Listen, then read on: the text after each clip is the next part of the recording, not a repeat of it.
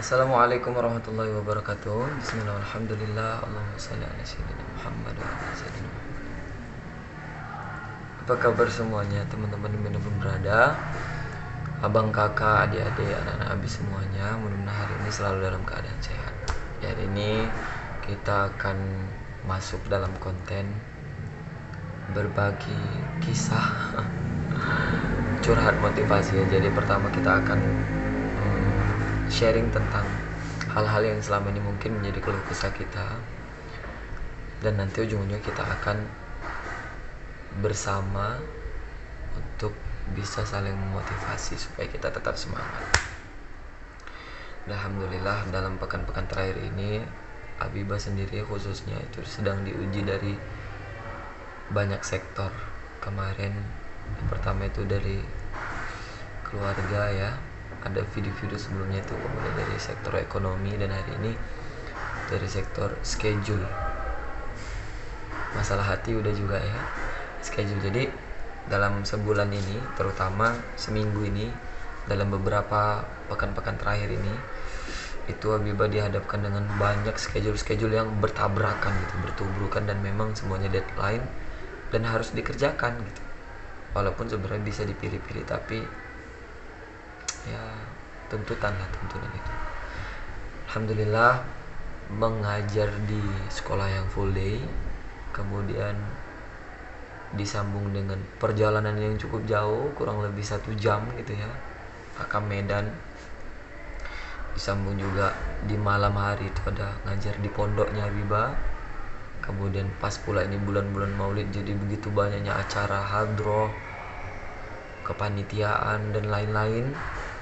Ditambah pula lagi dari pekan-pekan terakhir kuliah, penyusunan tugas-tugas akhir yang memang benar-benar harus diselesaikan. Ditambah lagi dengan banyaknya koreksian tugas anak-anak, tambah lagi praktikum, Masya Allah. Tambah lagi ada profesi baru Habibah yang jadi YouTuber ya kan, editing dan segala macam.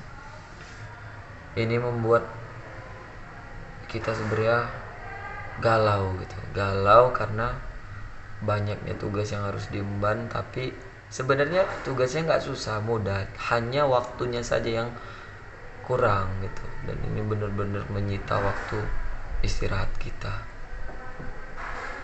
Nah, Habibah menggarisbesarin masalah ini sebagai bentuk Allah membuat kita dalam kondisi ini supaya benar habis-habisan gitu, sampai nanti kita memutuskan bahwa memang benar-benar tidak ada lagi pertolongan selain Allah, selain pertolongan dari Allah, sampai benar-benar kita nanti tidak lagi menemukan tempat istirahat terbaik selain sholat gitu.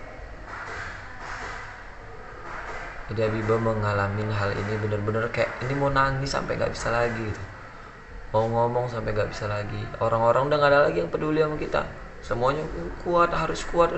Iya, udah terjalani gitu kan, cuman nggak ada yang peduli sama perasaan kita gitu. Nah, mungkin semua teman-teman, abang, kakak, adik-adik, anak nabi semua nanti bakal ngalamin hal ini, atau bahkan ada yang ngalamin juga. Jadi kita sebenarnya sama ya,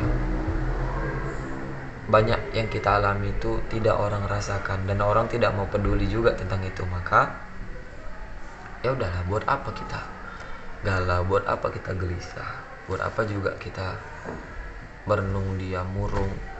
Ya jalanin aja, selesaikan.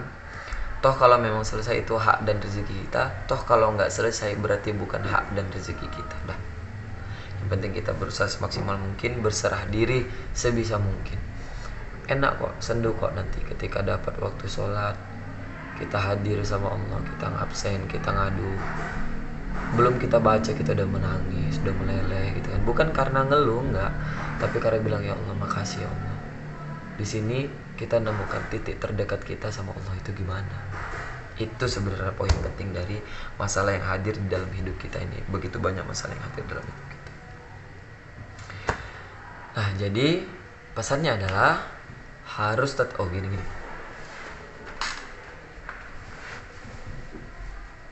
Nah, maka kalau kayak gini kan, maka hatinya kita lagi sedih, lagi galau. Jadi nggak boleh, hatinya dulu harus ditenangkan supaya badannya sehat.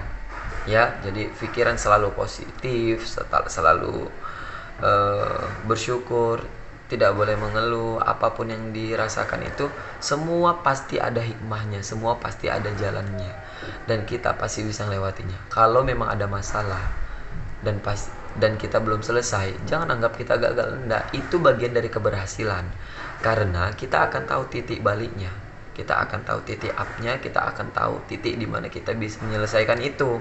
Maka kita pasti akan lebih dewasa. Kita disajikan sama Allah untuk naik level, maka kita dihadapkan dengan berbagai macam ujian. Kalau untuk kesehatan badan,